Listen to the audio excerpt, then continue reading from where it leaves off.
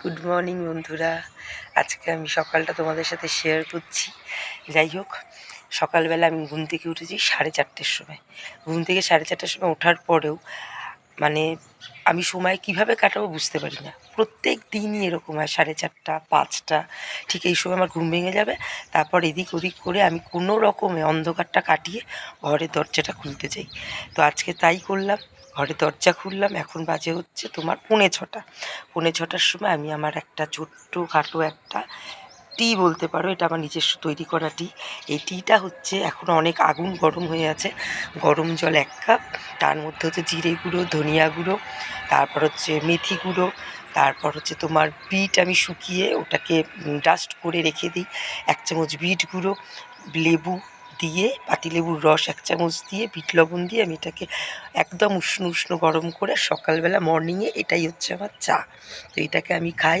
তো যাই হোক, এটা খাওয়াতে আমি অনেক উপকার পেয়েছি, অনেক। আমি প্রায় দীর্ঘ 6 মাস ধরে এই চাটা আমি খাচ্ছি সব মর্নিং করে। মর্নিংয়েও খাই অনেক সময় ইভিনিং টাইমে ধরো খেতে ইচ্ছে করলে খাই, না হলে ওটা বাধ্যকতা নেই। কিন্তু মর্নিংটাতে আমি সকালবেলাটাতে এটাই খাই। খাওয়ার পরে ভীষণ ফ্রেশ লাগে। যাদের অনেক ধরনের সমস্যা যাদের থাকে সেগুলো ক্লিয়ার করে দেয়। কী কী সমস্যা? মহিলাদের পিরিয়ডের একটা সমস্যা থেকে দেয়, সেই পিরিয়ডের সমস্যাটা ক্লিয়ার করে দেয়। এর আগে একটা ভিডিওতে আমি রান্না করার সময় বলেছিলাম, যাদের পিরিয়ডের সমস্যা তারা হচ্ছে কাঁচা পেঁপে খাবে রেগুলার 1 পিস করে। রেগুলার তোমাদের এরকম ধরনের কোনো রকম প্রবলেম আসবে না, একদম ক্লিয়ার হয়ে যাবে। মোটামুটি ক্লিয়ার ধরতে পারো। তারপর যদি কোনো জটিল সমস্যা হয় সেটা আলাদা কথা। অনেকের হয় না, দেরি করে হচ্ছে, কম হচ্ছে, এটা আমাদের মহিলাগত সমস্যা হতেই পারে, ন্যাচারাল একটা প্রবলেম। তো যাই হোক, এইটার জন্য কাঁচা পেঁপে একদম মারাত্মক ওষুধ।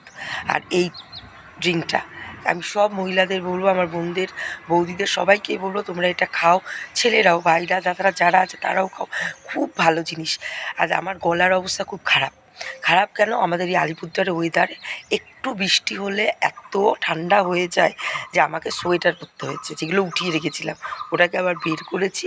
বের করে এই যে পরেছি। এখন আমি বেলকনিতে দাঁড়িয়ে আছি, দেখো এই যে দাঁড়িয়ে আছি, এত সুন্দর হাওয়া দিচ্ছে। তো এটা তো ভীষণ ভালো লাগে। তো আমার এই যে গাছ, এই বেলকনিতে আমার গাছ দেখো। তারপর হচ্ছে এই যে গাছ, প্রচুর গাছ। তো ছোট ছোট করে যতটুকু পারি গাছ লাগাই, যাতে আমার পুজো দেওয়ার কোনো অসুবিধা না হয়, মা তারাকে যাতে সুন্দর করে ফুল দিয়ে পুজো দিতে পারি। কারণ মার্কেট থেকে সবসময় আনা সম্ভব হয় না, জানো তো। কারণ বেরোনোটা তো ওইভাবে আমরা রেগুলারভাবে হয় না, যে যে যাবো আনবো, ওটা হয় না। তার জন্য ছোটো ছোটো গাছ যতটুকু পারা যায় বাড়িতেই লাগাই। লাগিয়ে 2-1টা ফুল তো পাওয়া যায়, ওটাই যথেষ্ট আমার জন্য।